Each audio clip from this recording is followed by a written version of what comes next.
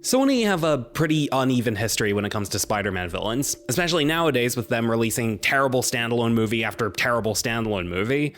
Morbius, Madam Web, Venom, as much as the commenters on my Venom 3 video like to call me an idiot for saying so without making any actual counter-arguments, and most recently, Kraven the Hunter. I'm admittedly saying that before the movie's been released, but if it ends up being good, I'll retract that statement. That won't be necessary.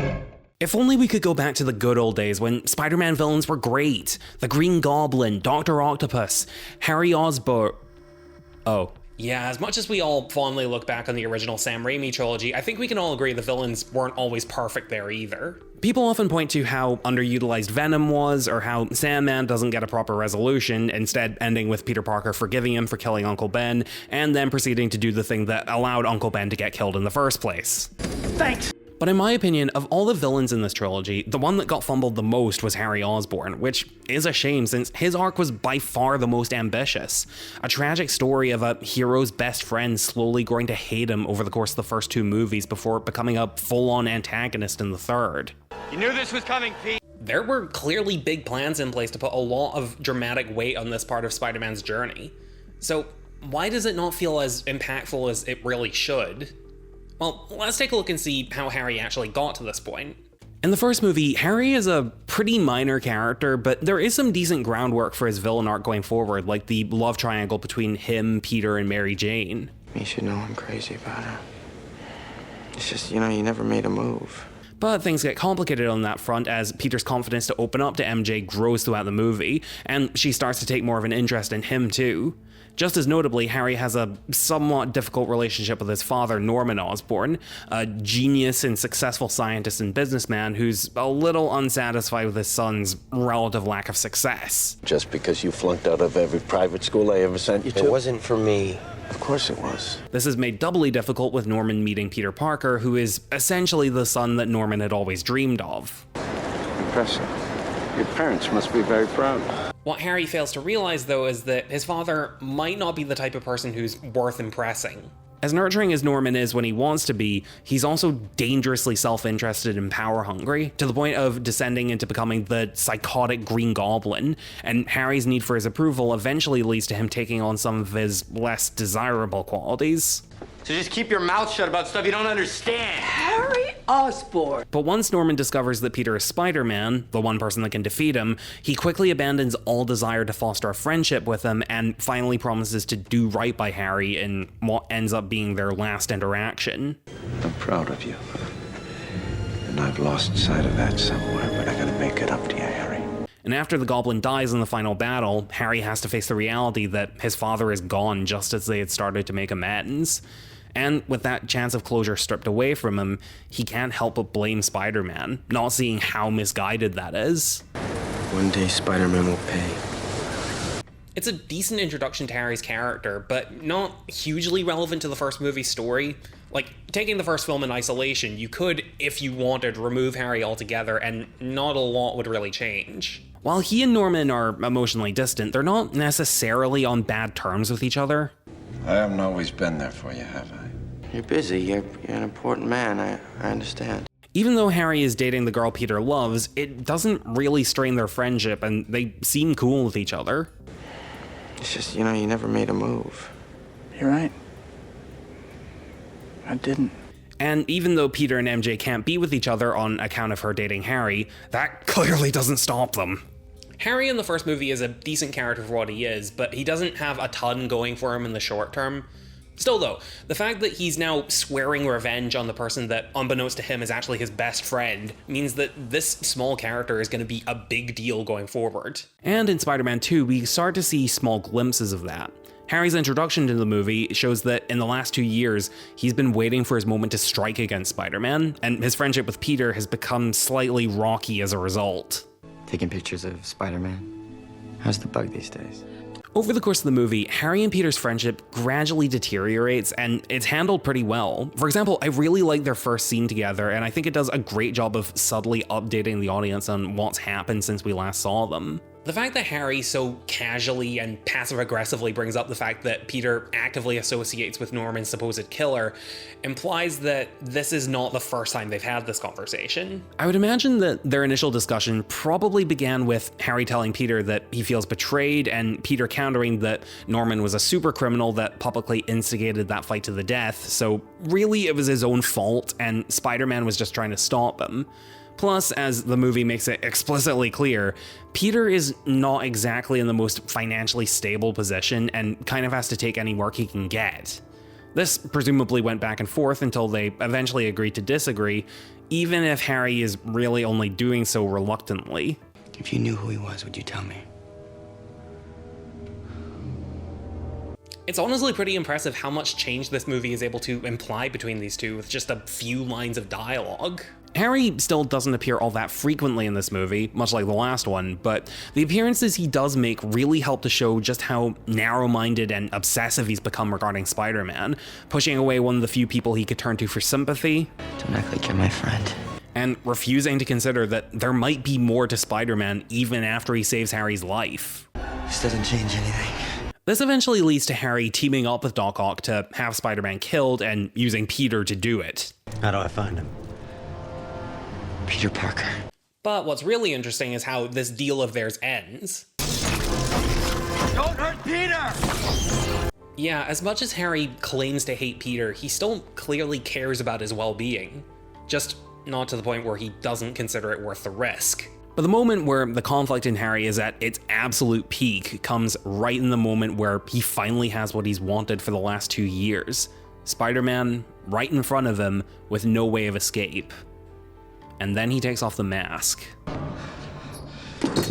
Peace. Harry instinctively drops the knife and backs away in shock, realizing that he almost killed his best friend. Because that's what Peter is, his best friend. And at the very end of the movie, they show Harry reflecting on what he's just discovered. Perhaps he's considering making amends with Peter, throwing in the towel, abandoning his sad little masquerade. That is, until he's met with a familiar face. Son, I'm here. I'm alive in you, Harry. It's a little weird that this movie is suddenly introducing supernatural elements out of nowhere, but I'll go with it. It fits the tone. It's interesting to see Harry getting challenged like this, having to choose between his loyalty to his best friend and his loyalty to his father. But at the end of the movie, despite his brief moment of doubt, any concern for his friend goes out the window. To be continued in Spider-Man 3. This is where Harry's role in the story goes off the fucking rails. Okay, so despite the reputation that Spider-Man 3 has, I personally like it. I mean, yeah, the story's a mess and it's a bizarre mix of the darkest concepts in the trilogy with by far the campiest tone, but some elements of the film are genuinely fantastic. Even at its worst, the movie is still entertaining, even if I don't agree with the direction a lot of scenes take. However, the strangest problem this movie has is that despite how much build-up there's been to Harry becoming a villain, his actual role as a villain is weirdly poorly thought out. I mean, it starts out in a good note with Harry taking on the role of the new Green Goblin, fully embracing his father's bad influence and trying to finish what Norman started. And at first, he seems like a capable threat, being the only villain thus far to know Spider-Man's identity right from the start, ambushing him, and having his own updated version of the Goblin's glider and weapons. It's a good introduction right up until... There's been some memory impairment. Hey, buddy. Hey. This is one of the most widely criticized parts of the movie, and for good reason. After 2 previous films of build-up, Harry loses his memory for half the runtime for no reason other than seemingly because Sam Raimi had no idea what to do with him. If you've seen Schaefer Ellis's video on Spider-Man 3, he comes up with this hypothetical rewrite where, after failing to kill Peter in a direct fight, he fakes having amnesia to get close to him again while secretly planning his downfall. Can you imagine how impactful of a reveal it would be if Sandman or Venom had Peter pinned down and Harry walked in and said, "I never forgot, Peter"? Now that would be a great twist villain. The thing is, though, I don't think Schaef's video fully conveys how big of a fix this one change would actually be for the movie as a whole. One of the main conflicts in Spider-Man 3 involves Peter accidentally neglecting MJ's fragile emotional state due to letting his popularity as Spider-Man go to his head. I don't know. I guess I've become something of an icon. You have no idea how I feel right now. This leads to Harry swooping in and emotionally supporting her instead, and the two almost rekindling their old romance. Sorry. Me too. I didn't mean to do that.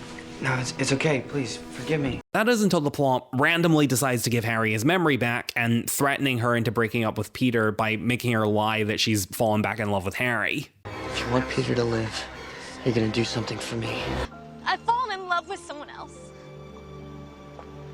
Now, if you want to have Harry ruin Peter's life by having him think that MJ left him for Harry, then yeah, that's a good idea, but this is an unnecessarily complicated way of writing it. Like, what's the point in Harry endearing himself to MJ if he's just gonna fake them getting back together?